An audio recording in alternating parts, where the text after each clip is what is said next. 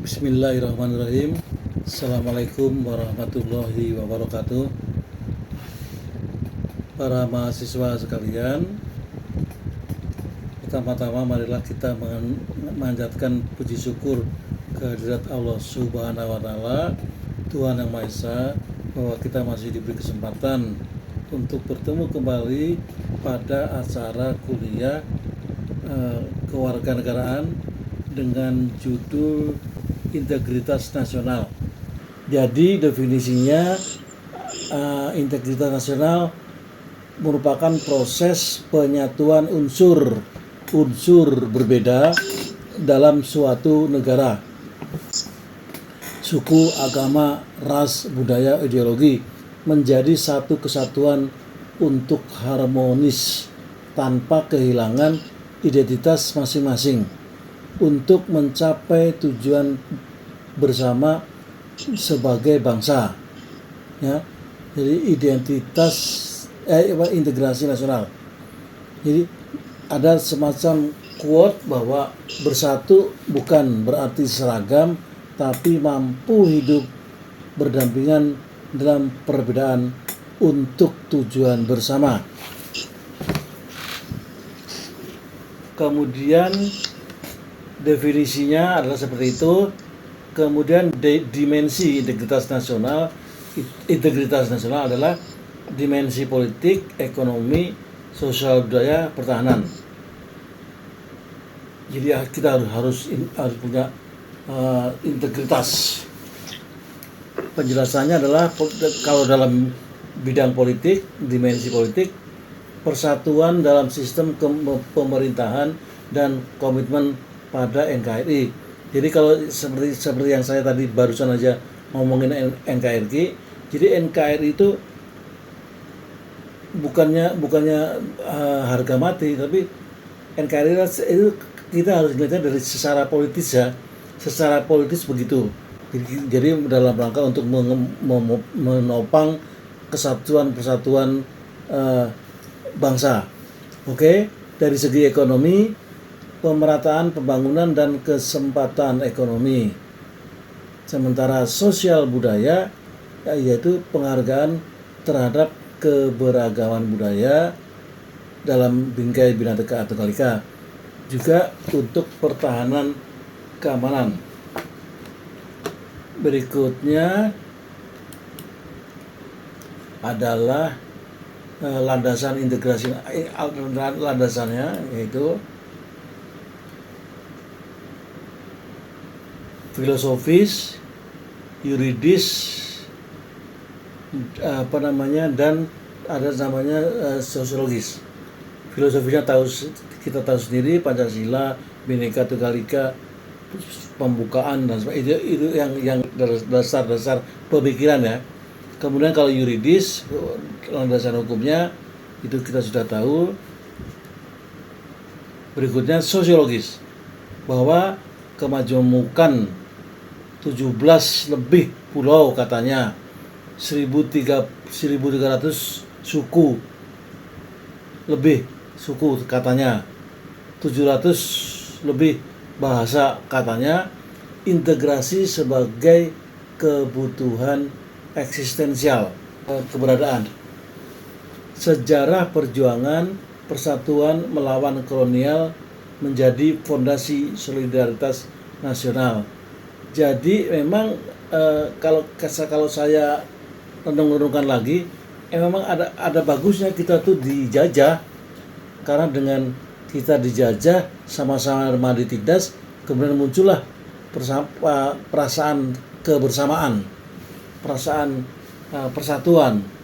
Dengan dijajah kita akhirnya saling solidaritas satu sama lain, dan akhirnya timbullah semacam kebersamaan dalam keinginan untuk bisa membuahkan suatu bangsa dan negara. Bahkan akhirnya punya ide bikin bahasa nasional lah, alhamdulillah tercapai bahasa nasional. Kemudian juga pulau atas jasa Pak Muhtar Kusuma Atmaja ya, yang UNCLOS itu UN cross hukum laut internasional dia perjuangin, karena sistem kita kan beda-beda dengan negara-negara lain. Kita punya kepulauan yang demikian banyak, kalau tidak dibentengi oleh suatu peraturan yang diakui seluruh bangsa dan negara di dunia internasional, itu akan bahaya. Kemudian sejarah perjuangan di sini adalah persatuan melawan kolonial menjadi ya itu yang tadi. Kemudian globalisasi, ancaman homogenisasi budaya, memperkuat kebutuhan jati diri nasional. Saya agak kurang paham maksudnya. Ancaman homogenisasi budaya, memperkuat kebutuhan jati. Homogenisasi budaya berarti ada semacam budaya yang sangat menonjol, homogen, memperkuat kebutuhan ya oke lah, monggo silakan punya interpretasi masing-masing. Kemudian kita lihat mengenai bentuk integrasi nasional. Bentuk-bentuk integrasi nasional ini adalah bentuknya integrasi normatif, integrasi fungsional, integrasi koersif, dan integrasi kultural. Ada 4 bentuk. Integrasi normatif dimaksudkan sebagai persatuan berdasarkan nilai dan norma bersama yang ideal-ideal lah, normatif.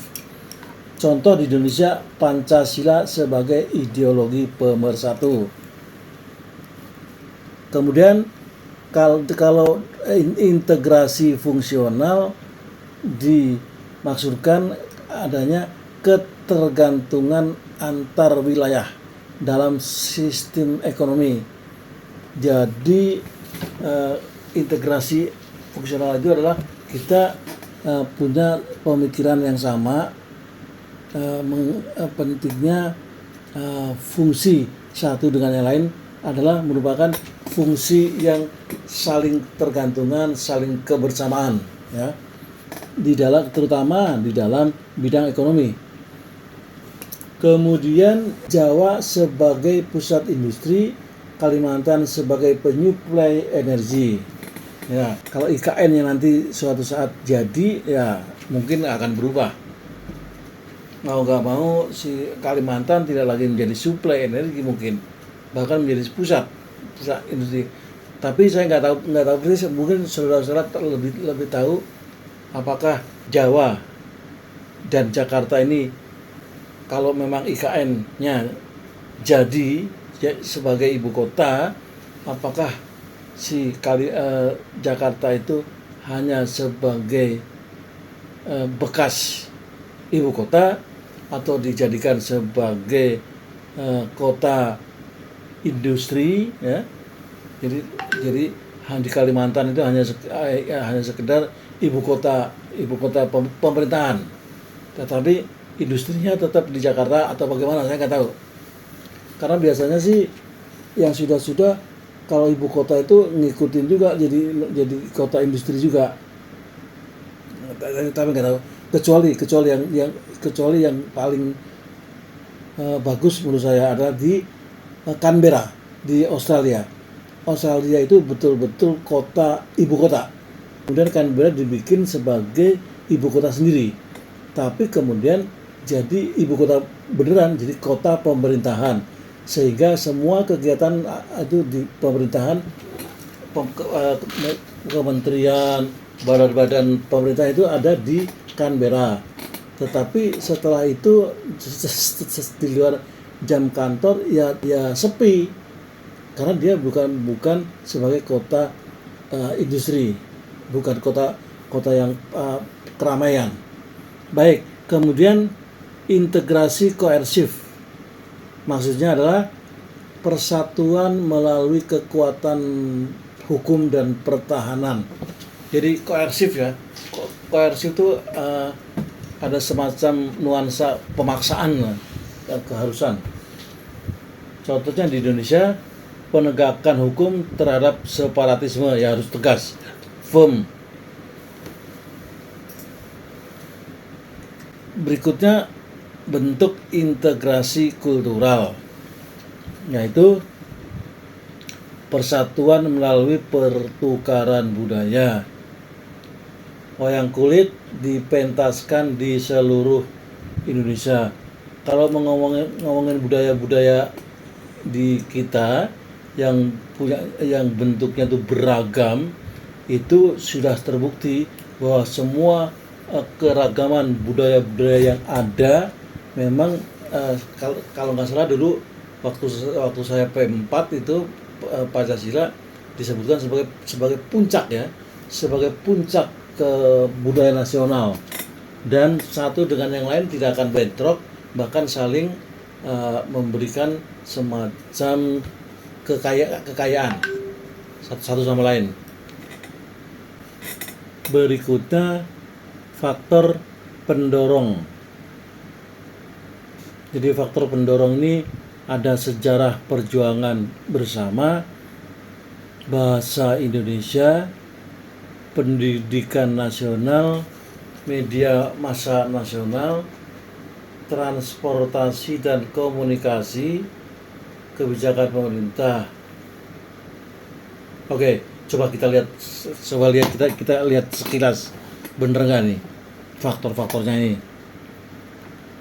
Sejarah itu dikatakan pengalaman melawan penjajah menciptakan identitas kolektif. Saya setuju, betul seperti yang saya tadi sebutkan. Kemudian bahasa Indonesia alat komunikasi pemersatu lintas suku dan daerah. Ya, menurut saya setuju. Pendidikan nasional, kurikulum yang menanamkan nilai kebangsaan sejak dini. Ya, ini secara normatif memang begitu.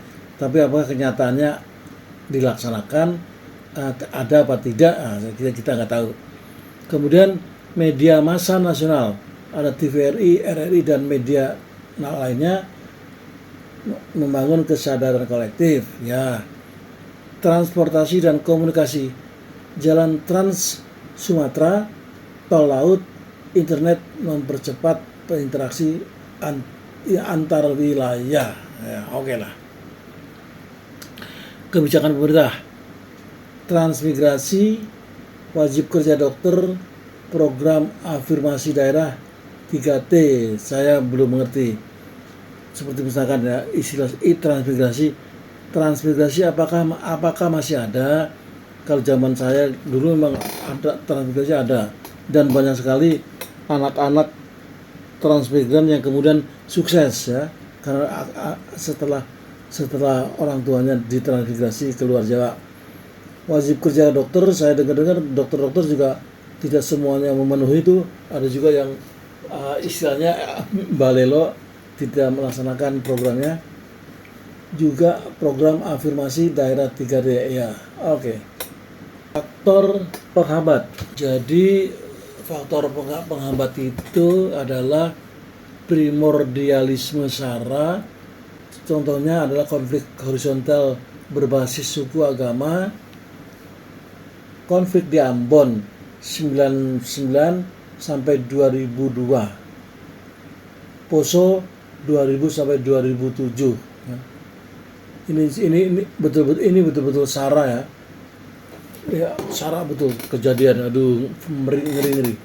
Konflik Ambon dan Poso. Ketimpangan pembangunan. Faktor ketimpangan pembangunan sebagai faktor penghambat integrasi nasional. Ketimpangan pembangunan ini dimaksudkan adanya rasa ketidakadilan daerah tertinggal ya. Itu sangat wajar dan manusiawi. Contoh kasusnya adalah gerakan separatis di Papua ya.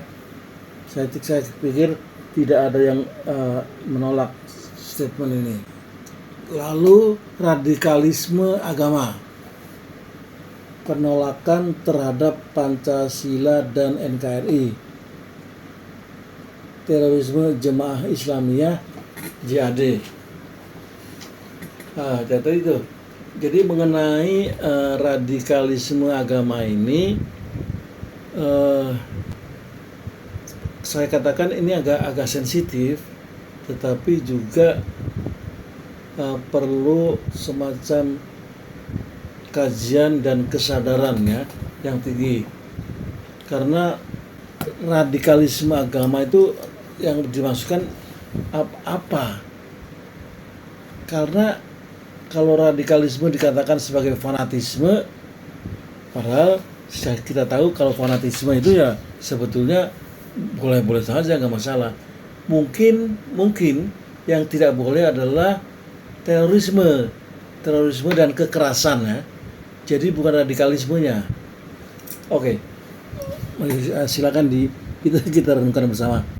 Globalisasi budaya. Jadi erosi nilai lokal oleh budaya asing. Jadi adanya serangan dari luar, faktor luar eksternal berupa budaya. Generasi muda lebih bangga pakai budaya K-pop daripada tari saman. Oke. Kemudian hoax dan disinformasi memperkuat perpecahan identitas. Ya oke lah, karena hoax dan disinformasi itu sangat membahayakan terhadap fakta ataupun kenyataan yang ada.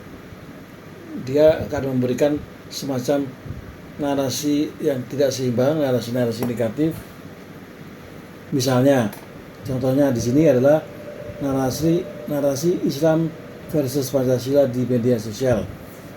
Kemudian berikutnya adalah politik identitas, eksploitasi perbedaan untuk kepentingan politik. Contoh kasus kampanye pilkada berbasis SARA. Ya.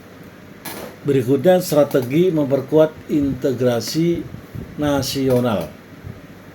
Ya, tentu saja strateginya adalah melalui pendidikan, pemerataan pembangunan, penguatan media dan literasi digital, diplomasi budaya, kemudian pengertian hukum dan yang tegas, penegakan hukum yang tegas. Baik, tantangan kontemporer. Jadi namanya tantangan berarti sesuatu memang yang harus dihindari atau harus dilawan ya. Radikalisme, disintegrasi virtual, membangun ruang digital yang inklusif dan beretika. Nasionalisme transnasional. Apa maksudnya nih? Nasionalisme transnasional memperkuat narasi Indonesia Raya yang inklusif. Aduh, nggak ngerti deh saya. Krisis kepercayaan pada elit, transparansi pemerintah, dan teladan integritas dari pejabat. Oke. Terus apatisme generasi muda, libatkan anak muda dalam pengambilan keputusan publik ya agar para generasi muda itu merasa ikut dilibatkan. Ini adalah secara sekilas kita melihat studi kasus di Poso itu nggak tahu, mungkin saudara-saudara sudah lahir apa belum di tahun 2007 ya. Jadi saat itu ada konflik Poso namanya, betul-betul konflik agama ya, antara Islam dan Kristen. Latar belakang 2000 sampai 2007 konflik agama antara Muslim dan Kristen menewaskan 1.000 orang lebih masyarakat terpecah, ekonomi lumpuh, trauma mendalam di antara masyarakat. Jadi saksi-saksi hidup yang kita temui itu bisa bercerita yang membuat kita ngeri ketika mendengarkannya. Luar biasa pokoknya, begitu saling bunuh, saling benci satu dengan yang lain. Padahal sebetulnya tadinya adalah sama-sama saudara. Kemudian strategi rekonsiliasi.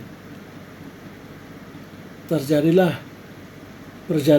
perjanjian damai yang ditengahi pemerintah pusat berupa Malino II Agreement. Yang kedua, program Sintuwu Maroso, filosofi lokal bersatu kita teguh, dijadikan dasar rekonsiliasi. Kemudian pertukaran pelajar antar iman, anak muslim dan Kristen sekolah bersama. Pembangunan ekonomi bersama, para pasar tradisional yang dikelola lintas agama. Juga festival budaya Kaili. Festival budaya Kaili merayakan warisan budaya bersama di luar identitas agama. Nah, kembali kita lihat hasilnya. Hasilnya adalah sudah kita lihat pada tahun 2025 bahwa indeks kerukunan umat beragama mencapai di 92%. Oh, naik dari 35% pada 2005. Kemudian tidak ada konflik horizontal sejak 2012. Akhirnya Poso menjadi role model rekonsiliasi nasional. Jadi situasi yang serba darurat, situasi yang serba membahayakan, tapi ada hikmahnya. Dengan adanya situasi seperti itu, maka akhirnya malah jadi semacam proyek menjadi semacam proyek percontohan ya, setelah ternyata berhasil. Kemudian kutipan tokoh agama, dulu kami bertanya siapa kamu, sekarang kami bertanya bagaimana kamu bisa bersama ya, bagaimana kami bisa bersama ya. Jadi saudara-saudara, itu memang ketika kita mendengarnya ngeri lah ya, konflik Poso ini. Kemudian relevansi integrasi nasional ya, dalam era globalisasi. Jadi integrasi nasional tadi komitmennya dalam era globalisasi ini gimana? Jadi kalau paradigma lama itu integrasi itu sama dengan homogenisasi, sementara paradigma baru integrasi itu adalah harmonisasi dalam keberagaman. Jadi kalau dulu itu homogenisasi, disamakan, disatukan gitu ya. Kalau sekarang enggak, adalah kita harus dengan suasana yang harmonis, sehingga perbedaan masih tetap ada, tetapi harus dipertahankan tetap harmonis. Kalau tidak salah itu sebetulnya bisa dikatakan sebagai pola asimilasi budaya. Kemudian nasionalisme eksklusif. Sekarang adalah paradigma baru nasionalisme inklusif yang terbuka pada dunia. Jadi kalau dahulu itu paradigma lama, nasionalisme itu, kalau kita ngomongin nasionalisme itu betul-betul seakan-akan kita sedang membanggakan diri sendiri, eksklusif. Saya yang paling hebat, itulah bangsa saya, itulah negara saya ya. Tetapi dengan paradigma baru, nasionalisme itu inklusif, terbuka kepada dunia. Jadi nasionalisme itu sudah punya semacam membuka diri untuk kerjasama dengan pihak lain dan terbuka pada dunia, dan dikatakan inklusif. Kemudian paradigma lama itu ancaman dari luar. Sementara yang paradigma baru melihat integrasi nasional ini tidak hanya dari luar, ancaman juga berasal dari internal, dari dalam. Misalkan dalam bentuk fragmentasi tahu ya, separatisme, pilihan-pilihan gitu. Baik, kemudian pemerintah sebagai aktor utama, ya, yang zaman dulu kala itu pemerintah itu semuanya sebagai peran, ya, sebagai aktor.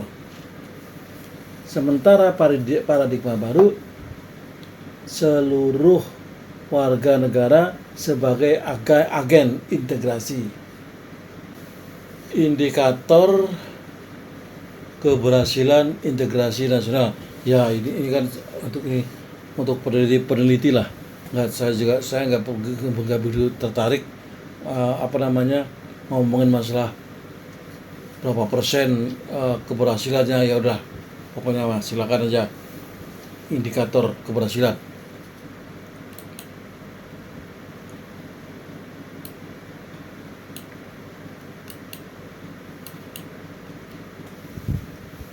Jadi rangkuman dari diskusi di atas adalah bahwa integrasi nasional bukan tujuan akhir, tapi proses berkelanjutan yang membutuhkan komitmen setiap warga negara. Ia berhasil bukan karena paksaan, tapi karena pemahaman bahwa perbedaan adalah anugerah, pengalaman bahwa persatuan membawa kemajuan, dan harapan bahwa masa depan Indonesia hanya bisa dibangun bersama. Di tengah badai globalisasi dan fragmentasi identitas, integrasi nasional adalah jangkar yang menjaga Indonesia tetap utuh sebagai sebuah bangsa. Kita tidak perlu menjadi sama untuk bersatu. Kita hanya perlu saling menghargai untuk maju bersama. Ya, jadi paradigmanya memang sudah berubah. Paradigma yang sekarang ini sangat-sangat manusiawi. Tidak ada semacam kekuasaan atau semacam kepentingan penguasa.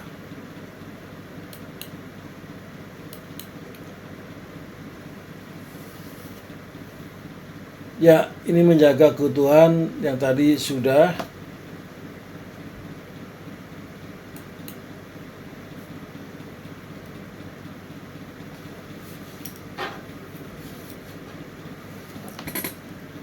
Menghadapi ancaman disintegrasi bangsa, mewujudkan tujuan nasional yang termaktub dalam.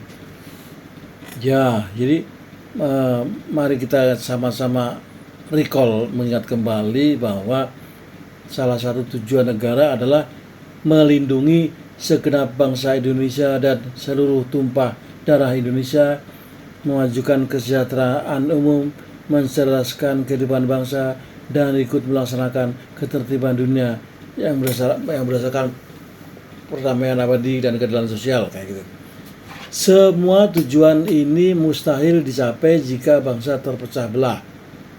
Integrasi nasional adalah syarat mutlak untuk mewujudkan cita-cita luhur kemerdekaan. Ancaman internal itu berupa separatisme, radikalisme agama, primordialisme sara, dan politik identitas. Dari segi ancaman eksternal, intervensi asing yang memanfaatkan kerentaan sosial untuk kepentingan geopolitik. Berikutnya, globalisasi budaya. Arus budaya asing yang mengkikis nilai gotong royong dan solidaritas sosial. Integrasi nasional menjadi benteng pertahanan ideologis dan sosial yang menjadi kedaulatan bangsa.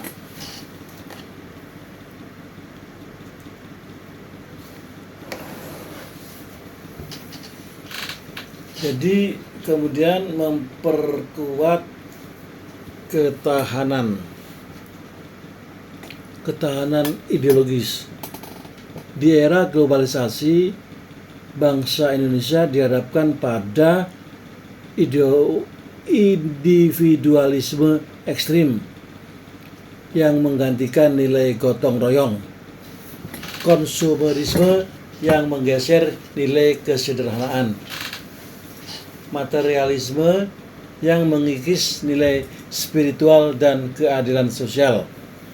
Integrasi nasional berbasis Pancasila menjadi vaksin ideologis yang melindungi jati diri bangsa dari arus budaya destruktif. Yang keempatnya, mendorong pembangunan berkeadilan dan merata. Tanpa integritas nasional, daerah tertinggal akan merasa terpinggirkan. Ketimpangan pembangunan memicu rasa ketidakadilan, kemudian konflik horizontal antar wilayah semakin menguat.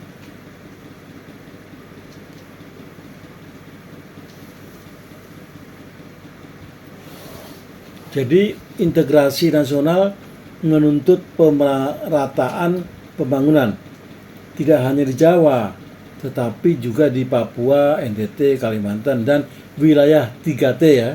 Jadi saudara-saudara ingat 3T. T-nya itu artinya terdepan, terluar, tertinggal. Itu terdepan, terluar, tertinggal. Ada daerah-daerah kita, terutama di daerah-daerah perbatasan tuh, itu kasihan sekali daerah-daerahnya.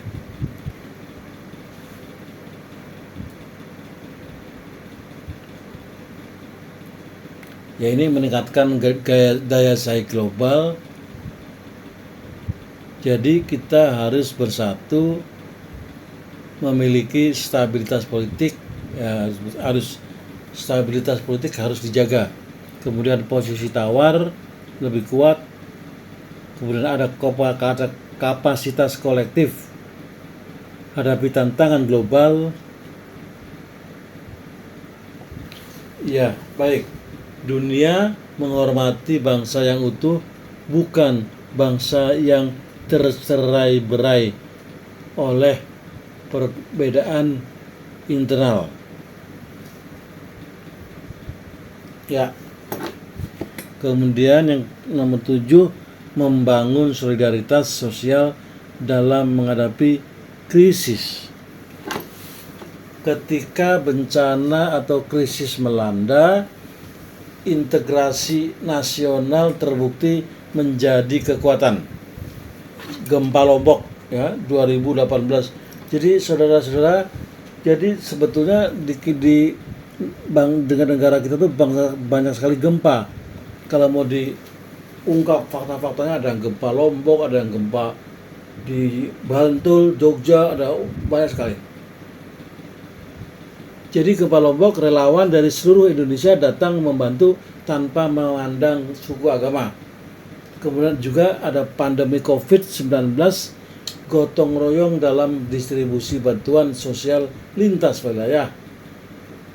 Bencana banjir Jakarta, bantuan mengalir dari Aceh hingga Papua, ya, sehingga ada semacam moto atau quote Bhinneka Tunggal Ika, bukan sekedar semboyan tapi nyata dalam aksi solidaritas saat bangsa diuji.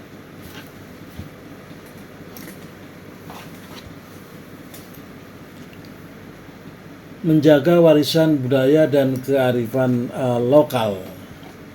Warisan budaya. Integritas nasional tidak menghapus kearifan lokal. Memberi ruang bagi keberagaman budaya untuk berkembang. Melindungi bahasa daerah dan adat istiadat dari kepunahan. Mengintegrasikan kearifan lokal ke dalam identitas nasional modern. Wayang kulit, tari saman, ataupun tari poco-poco sama-sama menjadi wajah Indonesia di mata dunia. Itu terkait dengan warisan budaya. Kemudian yang terkait dengan menciptakan rasa aman dan nyaman bagi seluruh warga masyarakat yang terintegrasi memiliki tingkat kepercayaan sosial yang tinggi, minim konflik horizontal, pelayanan publik yang lelaki dan non-diskriminatif.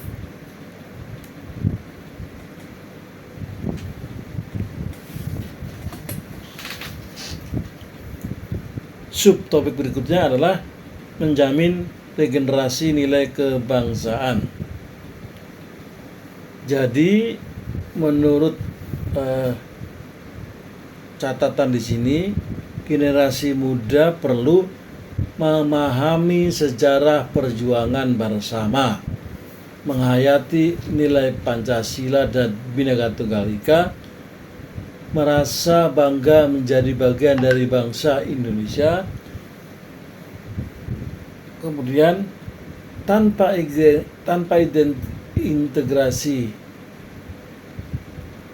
integrasi nasional, generasi muda akan kehilangan akal.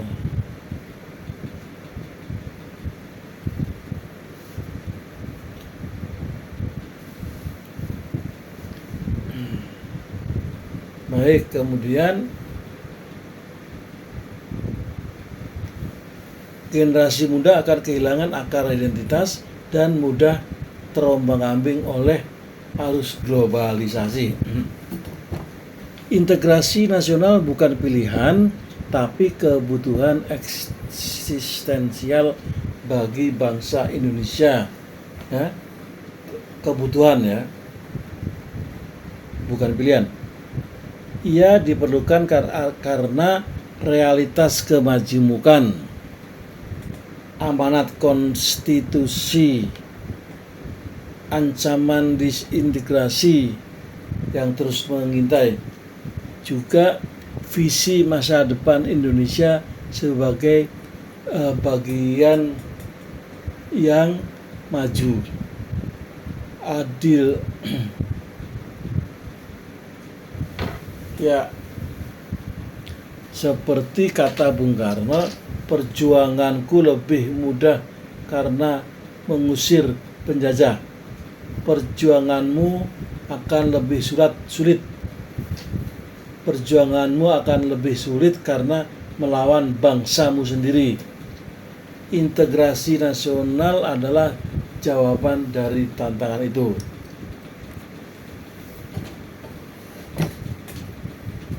Jadi kita setelah diskusi panjang lebar tadi, ngobrol-ngobrol ke sana kemari, akhirnya tersimpulkan bahwa kurang lebihnya integrasi nasional bukan gagasan abstrak, ya, tapi respon konkret terhadap realitas historis, sosial, dan politik bangsa Indonesia. Sejarah mengajarkan bahwa persatuan adalah syarat kemerdekaan. Realitas sosial menunjukkan bahwa kemajemukan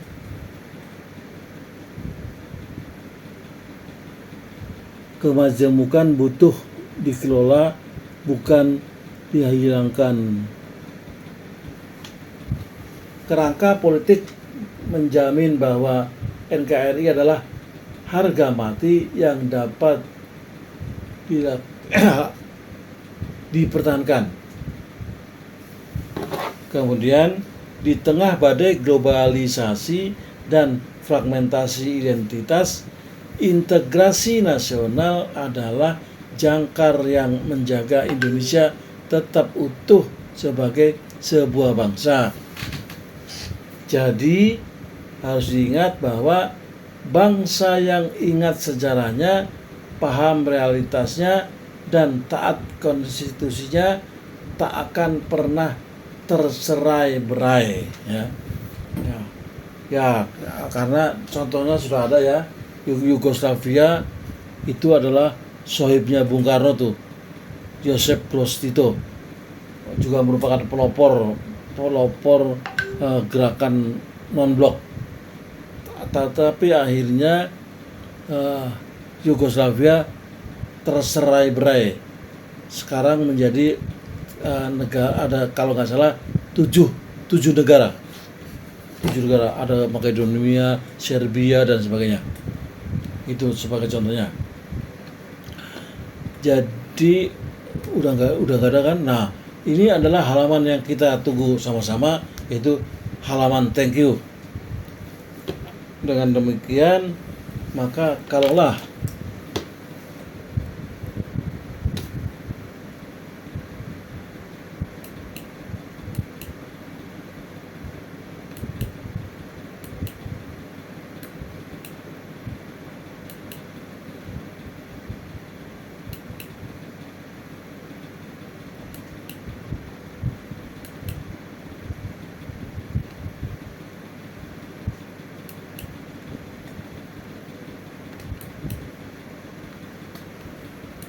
ya, baik. Demikian materi pada ya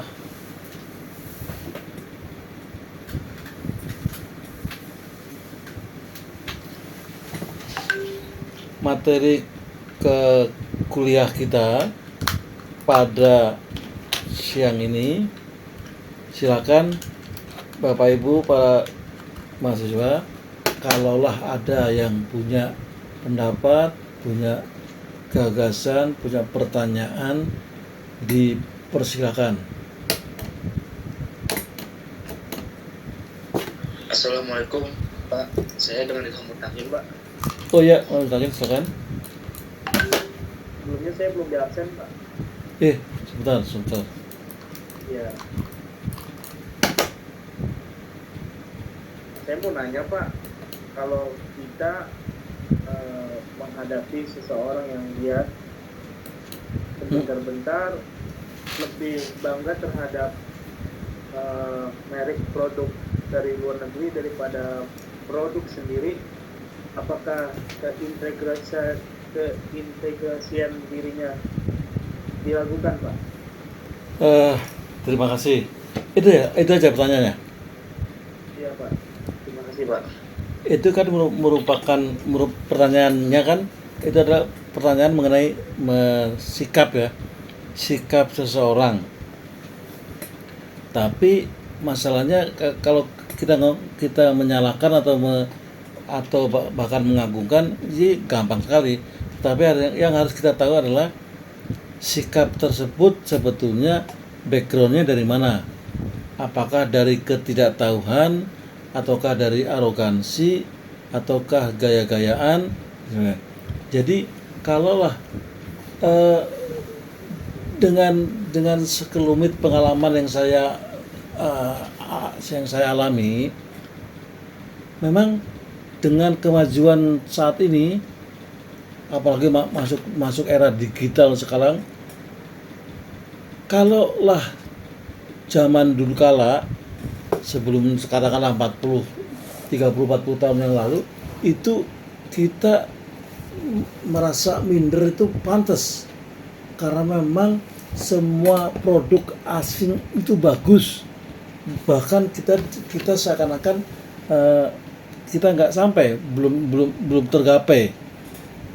Tetapi dengan melihat kemajuan di segala bidang, alhamdulillah saat ini semuanya itu sudah tidak ada yang tidak bisa kita gapai. Bahkan dalam banyak hal Indonesia lebih baik, lebih bagus dari produk-produk mereka. Dan Anda lihat ternyata adalah bahwa katakanlah bahan bakunya itu punya kita kok. Mereka cuma ngakal-ngakalin doang kan gitu. Sama juga misalkan di Jepang lah ya. Di Jepang kan kita tahunya dulu berasnya bukan beras, nasi Jepang tuh enak banget. Karena ternyata bukan nasi yang enak, tapi si beras itu dikasih tambahan ya, sebelum di nanak ya, sebelum dimasak dikasih tambahan unsur apa gitu, sehingga ketika dimakan tuh enak banget. Bahkan proteinnya bisa 2 kali lebih tinggi dari beras biasa Indonesia. Nah itu. Tapi kemudian kita tahu bahwa semuanya bisa kita laksanakan, bisa kita tiru bahkan. Nah, kalau Anda lihat dalam sejarahnya, dulu itu ada beberapa negara yang sukanya niru-niru. Tetapi nirunya cuma bukan hanya sekedar niru, tapi jadi bagus. Antara lain yang pinter niru tuh saat itu ya Jepang. Semuanya ditiru gaya Amerika. Ini dalam arti fisik ya, fisik. Ada Disneyland juga dia bikin persis tempat bermain. Tetapi tidak hanya niru seperti yang asli di Amerika, dia bikin yang kemudian lebih variatif. Kalau kita lihat Disneyland di Tokyo ya, kayak gitu dan sebagainya. Itu jadi menurut saya kalau kita integritas, sebetulnya sih integritas nasional itu terkait dengan sikap dan juga lebih pada penghargaan dan komitmen terhadap apa yang kita miliki ya. Jadi terserah produk orang ataupun gaya orang tapi kita tidak boleh bersikap bahwa dia itu lebih bagus ya. Nah, gitu Mas Mutakin kurang lebihnya yang bisa saya sampaikan. Mungkin saya tambahkan itu Pak, nasi berasnya mungkin kualitasnya beda kali di Jepang Pak. Ya? Kualitas berasnya mungkin beda sama Cianjur ya Pak, makanya lebih enak ya Pak. Bukan berasnya, ya berasnya sih lebih bagus. Tapi sebagus-bagusnya beras ya kayak gitu. Tapi di samping berasnya itu dikasih apa ya? Dikasih tambahan semacam bubuk apa sehingga ketika dimasak itu jadi bagus dan mengembang gede banget, jadi enak. Artinya bukan beras Cianjur. Artinya kalau kita mau niru, kita kan punya misalkan punya beras Cianjur. Ya udah, beras Cianjur itu kita tanya ke Jepangnya, itu kamu kasih bumbu atau obat apa sih berasmu gitu loh, kan gitu. Dan memang karena mereka sudah terbiasa dengan beras seperti itu, ya memang jadinya mahal sekali. Ya, terima kasih. Ini yang satu ya belum. Pak. Muhammad Surya ya? Iya, saya mau tidur sini Pak. Oke. Ya. Terima kasih Pak. Cuci muka dulu, Pep. Hah? Hehehe. Baru bangun ya? Oke, ada lagi? Ya, Pak Gozali, silakan. Terima kasih pada saya kesempatannya. Mungkin saya bingung juga gitu Pak, terutama generasi muda sekarang ini untuk pengaruhnya untuk generasi muda seperti mereka ini, teman-teman saya bagaimana Pak? Hah? Terkait integritas ini Pak. Jadi kalau Gozali aja bingung, apalagi saya ya. Saya juga bingung karena kalau sudah ngomongin generasi muda sekarang, kita bingungnya sebetulnya harus ngomong dari mana. Karena tidak berarti mereka itu salah gitu. Tetapi bagaimana kita bisa memahami sehingga yang mereka laksanakan, yang mereka pikirkan itu kita bisa tahu. Kemudian kita yang lebih tua ini bisa kemudian berperilaku yang bisa mereka terima. Saya nggak tahu, yang jelas secara umum saya merasa anak-anak zaman sekarang tuh lebih kritis, lebih cepat. Nah, yang kemudian salah satu kelemahannya adalah dia agak susah ngomongin yang agak-agak filosofis. Karena maunya serba instan, cepat, jalan pintas. Jadi namanya kalau orang Jawa dulu tuh alon-alon, asal kelakon, pokoknya kemudian gerembet-gerembet asal selamat, terus tenang aja, yang kita juga harus sabar, kagak ada sabar-sabaran, nanti udah dianu orang ya, kan begitu kesannya. Tapi di pihak lain saya juga memberikan apresiasi bahwa mereka tuh menurut saya itu lebih pintar-pintar loh, lebih pintar-pintar dari golongan saya. Dan entah betul apa enggak, saya secara sekilas melihat, mengamati anak-anak sekarang tuh mahasiswa yang S1 terutama itu agak kalau ngobrol itu di bahasa Inggrisnya terutama cepat nyambung. Yang zaman kita kan susah, nggak nyambung cepat.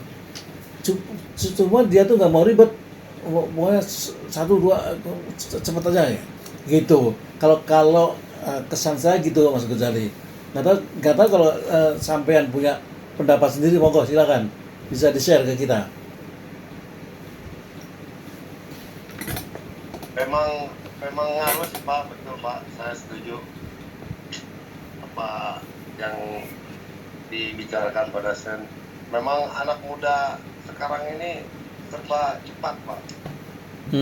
Bukan main, dari pemikirannya, hafalannya, cara berbicara, cara bicara efektifnya, semuanya, bahkan cara makannya pun mereka cepat, Pak.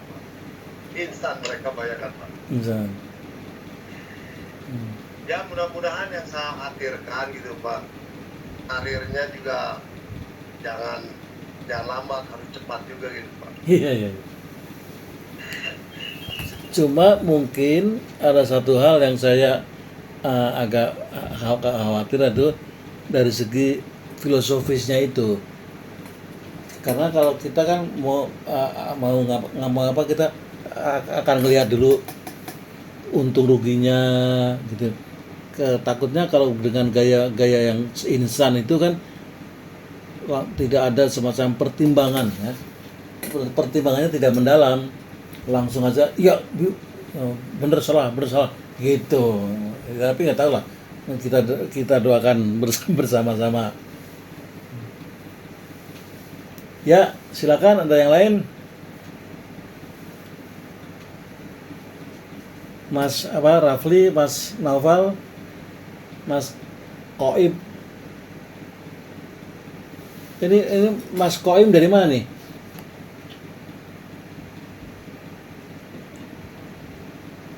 Denjaka, dosen. Denjaka, Kopassus. Oh. Pak. Mana? Lembaga Administrasi Negara. Sumber. Di veteran. Oh, enggak.